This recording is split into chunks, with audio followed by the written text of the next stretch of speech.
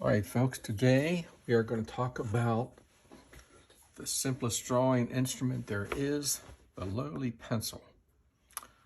First of all, we're all taught to hold this way because we're taught to write with a pencil, but a pencil really, for drawing, is best held one of three ways. This is my normal sketching position, and it allows you to work very loosely like that, in a very sketchy style. Working broadly, like if you're preparing a drawing for a canvas or oil painting or something on a canvas, you want to work like that. Then finally, when we get down to the gritty details, that is when I do choke up on the end of the pencil and tighten up on the drawing. So, for example, if we were to draw an apple, and I always want to remind people that most folks are going to go and outline it like that, and that is one of the worst ways to do it, because your brain will look at this line and decide rather quickly, that it's just not quite an apple. However, if you work loosely, again, we're going to loosen up here, hold the pencil about the middle, and just lightly define your shapes. Here's your stem, here's that little depression, here's the flat end maybe. And then once you're somewhat happy with the shape, then you can sharpen up your edges a little bit. And once again, what happens with your drawing as you work, your brain sees all these lines and averages them together and is more accepting of various lines, edges, etc. Okay, here we go, a little bit of shading around the edges, a little bit of shadow on the tabletop. Once again, you see how my lines over here are very light. Perhaps our light source is up here. Lines on this side a little stronger. So we end up with something like that. Perhaps a little highlight there later if you're working with color. Okay. Okay, a word about drawing pencils. This is all I ever use when I'm doing basic drawing. A lot of companies sell these kits, and your pencils go from hard to soft, and you can see that I've used a couple of them. That's about it. I don't really like these. I feel like I have to go to a math class, and that's not something I really want to do.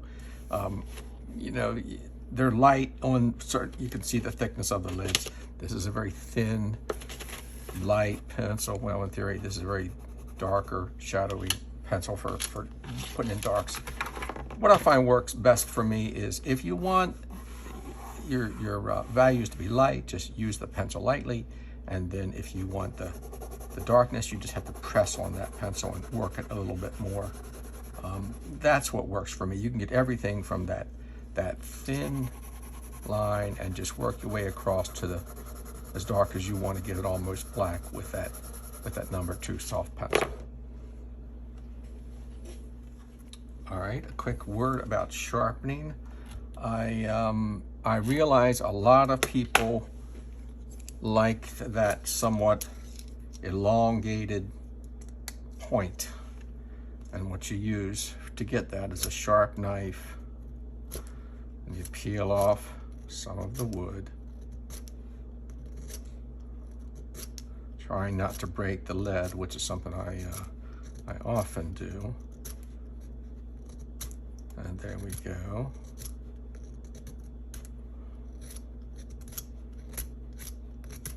Nothing about art is not messy. This is messy. All right, so we sharpen that up a little bit, get rid of the debris. You might also want to round this a little bit by working it like that against some sandpaper or paper. And what people like about this is you can press very light, or you can turn it and get a nice dark value by turning the pencil sideways. I don't particularly use that technique, but I want to show you what some people like to do. Once again, I just use, have a very standard metal sharpener. One of these works. There we go. And I just use it like that. Pretty straightforward, and there's my point. I do everything with this.